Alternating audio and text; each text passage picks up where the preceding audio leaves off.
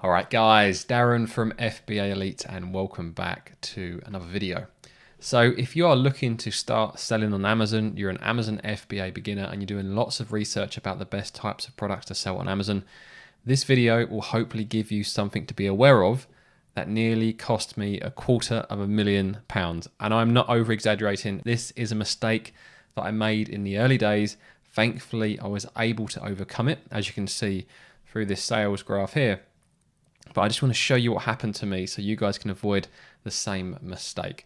So this here is the second product that I ever launched, and I launched this 4 or 5 months after my first product, and I still sell this to this day, as you can see by the sales here. Now over the, well, we can see here we started around the start of 2019. Since we've been selling, if I go to the profitability tab here, we've generated over £250,000 in revenue from that particular product. Now that almost didn't happen. There was a big issue within a week or so of launch that almost put an end to this product. So it's so important you guys are aware of this. Now before I get into it and show you what I'm talking about, for those of you that are already part of the course, I just want to let you know that I've recorded 10 new videos this week. They've all been uploaded, so make sure you head into the course and see the latest videos because I've updated some of my advice that I've recorded previously. And for those of you that haven't taken a course, you can find it on fbaelite.com. Go to the course section there, hit the preview course button, and that will show you all of the videos that are included in the course. And it should give you everything you need to become a successful Amazon FBA seller. But on to the video. So this was a situation I had been selling for around about a week. Things were going really well. I actually think my product had just got the best seller badge. So it was a really successful launch and things were looking really good. This is my second ever product. I couldn't believe how much money I was starting to make on Amazon. And then boom, I got this email. It was on a Friday evening, I believe. You can see here 8 PM on a Friday evening. We are contacting you because we received a report of trademark infringement from the rights owner listed below. We removed the following trademarks from the details page for the contents listed at the end of this email. And there was the trademark number there. And honestly, when the email came through, I was absolutely baffled. My product, I thought there's no way this product can be trademarked. My brand name was already trademarked to myself.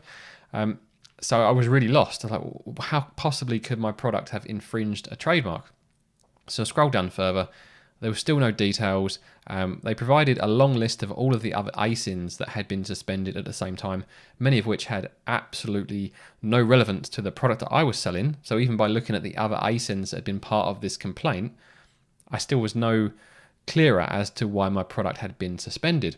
This is something you do see a lot with Amazon. So if you are an Amazon FBA beginner, keep in mind that sometimes with Amazon, it does end up being a guessing game.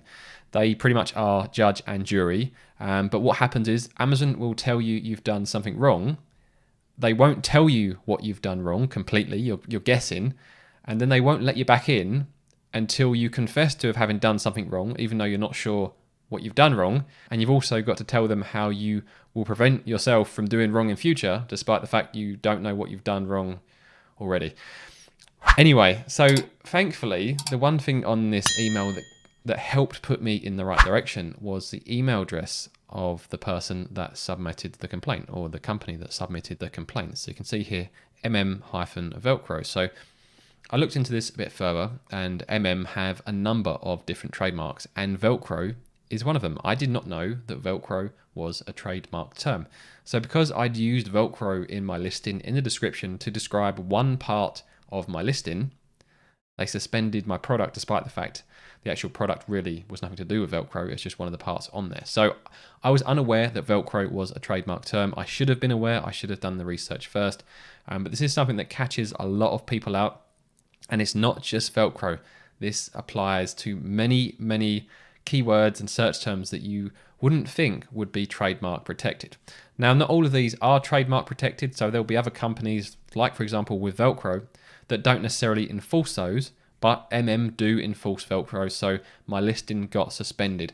Now, thankfully, after 3 or 4 plans of actions, the first few got rejected, I got a successful one through. But if I was unable to get a successful appeal through, which isn't uncommon, then I'd have lost out on the opportunity to make that money. So I would have lost out on $250,000 of sales because I made that one mistake. So just to give you a few examples, we've got Velcro itself. So if you put Velcro on Amazon, the first few products are of course Velcro products, but the ones that aren't, for example here, there is no mention of Velcro. They have to call it hook and loop tape instead. So that's what I had to do on my listing, was change Velcro to hook and loop and then submit a plan of action saying, oh, I shouldn't have done this wrong. I'll make sure I do all of the research in future and I promise I won't do it again, etc. And it took me 4 attempts before they believed me and got through that. And if you scroll down a bit further again, you'll see Velcro, Velcro, but the ones without Velcro, they're not allowed to use it. They have to say hook and loop instead. But 3M are very, very on the ball with that. So be careful if your product does contain Velcro and you mention it in your listing. Another common one is Thermos. So that's probably a slightly more obvious one, but again, it's a day-to-day term that people will call a product a Thermos flask. So these guys can use Thermos, but coming down a bit further, and you'll see that they have to call it maybe a vacuum insulated flask because they can't call it a Thermos flask. So it looks like Thermos are also one of those companies that are enforcing this and that are submitting trademark complaints. So be very, very careful. Stanley Knife, another one that is probably a bit more obvious, and you see Stanley dominates the search results because people are searching for Stanley. But if we come down, there'll be some that aren't necessarily Stanley branded. Even the Amazon one, Amazon's Basics, heavy duty, retractable utility knife. So they're calling it retractable knives. And we have we got any more here? A safety retractable knife. We've got some Stanley ones here, but then here's one from Irwin, which is a standard retractable knife. So you have to be careful what you're using. Even things such as Cello Tape seems obvious when you think about it, but sometimes when you're creating your listing, you might use one of these keywords and it will come back to bite you. So be very careful. You've got all of the Cello Tape listings, and the ones that aren't are called clear packing tape. So find out what the equivalent is.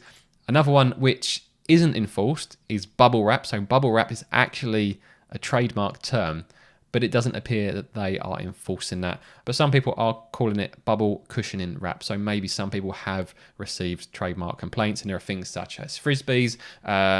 Hoover is another one. So if you put Hoover in, the first thing you'll see is Henry, but it's not Henry the Hoover, it's just Henry.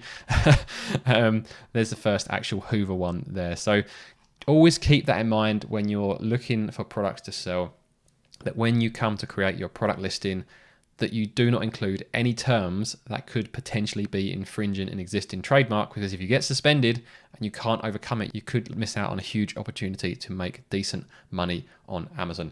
So I hope you guys have found that video useful. What I'm going to do now is pop up a video showing you how I find the sorts of products that go on to make, £250,000 of sales over a few years, and hopefully you guys will give that a watch.